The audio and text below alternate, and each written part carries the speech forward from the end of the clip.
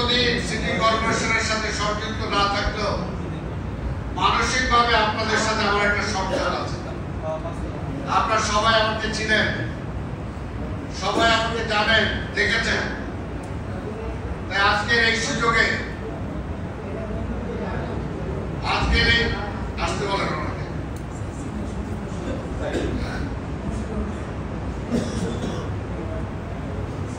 আসেন।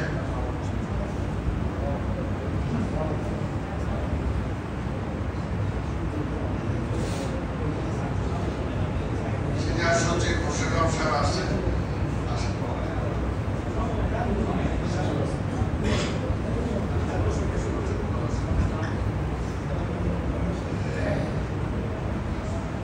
আমি যেটা বলছিলাম সেই কারণে আমিও আপনাদের কাছে ধন্যবাদ জানাই। তার পাশাপাশি আমি ওনার জন্য দোয়া চাই, আমার নিজের জন্য দোয়া চাই যে আপনারা দোয়া করবেন এই ঢাকা সিটি কর্পোরেশনের যে অবস্থা, একটা নির্বাচিত সরকার আসলে যাতে অবস্থাটা আমরা পাল্টাতে পারি, একটা জনমুখী সিটি কর্পোরেশন আমরা গড়ে তুলতে পারি, সেটার জন্য আমরা সবাই সবার জন্য দোয়া করব। আজকে আমি আবার যারা আজকে আয়োজন করেছেন কর্মচারী ইউনিয়ন, পরিবহন হয়তো একই কথা, পরিবহন কর্মচারী সবাই মিলে সবাইকে আমি ধন্যবাদ জানাই যারা আজকে সাদেক হোসেন খোকার স্মরণে আজকে এই মিলাদ মাহফিল আয়োজন করেছেন।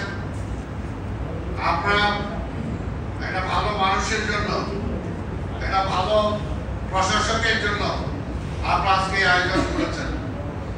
তাই আমি বিশ্বাস করি এই ঢাকা সিটি কর্পোরেশন যতদিন থাকবে ততদিন সাদেক হোসেন খোকাকে সবাই স্মরণ করবে, তার কাজের জন্য, তার কর্মের জন্য, তার ভালোবাসার জন্য, তার ব্যবহারের জন্য। তার কাছ থেকে অনেক কিছু আমাদের শিক্ষা গ্রহণ করার আছে। তিনি কখনো মাথা গরম করেন নাই, যাকে যেভাবে কাজে লাগানো সেভাবে কাজে লাগিয়েছেন। এবং সেই কারণে একটা রাজনৈতিক দলের নেতা হওয়া সত্ত্বেও তিনি সর্বজনের নেতা হতে সক্ষম হয়েছিলেন, সকল রাজনৈতিক দলের নেতা হতে তিনি সক্ষম হয়েছিলেন। এবং ঢাকার মেয়র যিনি হবে, ঢাকার ফাদার যিনি হবে, তার কাছে তো এটাই হতে হবে যে সকল ধর্ম, সকল বর্ণ, সকল রাজনীতিবিদ যারা আছে নির্বাচিত হওয়ার পরে সবার কাছে তিনি সমান হতে হবে। সেটাই সাদেক হোসেন খোকার থেকে শিক্ষার কিন্তু একটা বিশাল ব্যাপার আছে। তাই যেটা বলছিলাম যে স্বাধীনতার পরে তিনি ক্রিয়াঙ্গনে জড়িত ছিলেন, ব্রাদার্স ইউনিয়ন গঠন করেছেন, ক্রিয়াঙ্গনে ভূমিকা রেখেছেন, রাজনীতিতে ভূমিকা রেখেছেন, সংস্কৃতিতে ভূমিকা রেখেছেন। এমন কোন সেক্টর নাই যেখানে সাদেক হোসেন খোকার পদচারণা ছিল না। তার সেই ব্যক্তিটি আমাদের মাঝে নাই।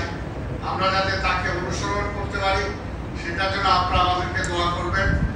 ভবিষ্যতে ইনশাআল্লাহ সাদেক হোসেন খোকার স্মৃতি যাতে ঢাকা শহরে, যতদিন বললাম ঢাকা শহর যতদিন থাকবে, ওই রাস্তার নামকরণ গুলো যতদিন থাকবে, সেখানে মেয়র সাদেক হোসেন খোকার নাম থাকবে। সেই কারণে সাদেক হোসেন খোকা অমর হয়ে থাকবে আমি বিশ্বাস করি। তাই আপনাদেরকে আবার আমি ধন্যবাদ জানিয়ে, এখানে আমার আসতে দেরি হয়েছে, তারপর আমি হেঁটে এসেছি, সেটার জন্য আপনারা অপেক্ষা করেছেন, সেটার জন্য ধন্যবাদ জানিয়ে আমি আমার বক্তব্য শেষ করছি। খোদা হাফেজ। বাংলাদেশ জিন্দাবাদ। সাদেক হোসেন খোকা অমর হোক, অমর হোক।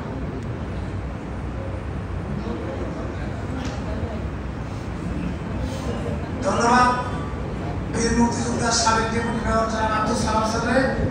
আমাদের মাঝে এখন সিনিয়র সচিব জনাব মুর্শিদুর রহমান স্যার আসছে। স্যার দু একটি কথা আমাদের মাঝে বলবো। আমরা আসলে একটু কষ্ট হইলেও অনেক কষ্ট দিচ্ছি আপনাদেরকে।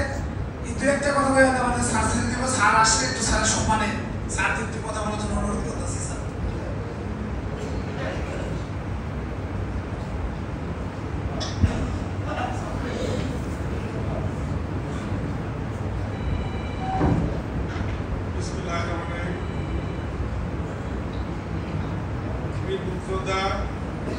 গেরিলা যোদ্ধা, বিশিষ্ট ক্রীড়া সঙ্গী, ক্রীড়াবিদ, ক্রীড়া সংগঠক, গণমানুষের নেতা, অবিভক্ত ঢাকা সিটি কর্পোরেশনের সাবেক মাননীয় মেয়র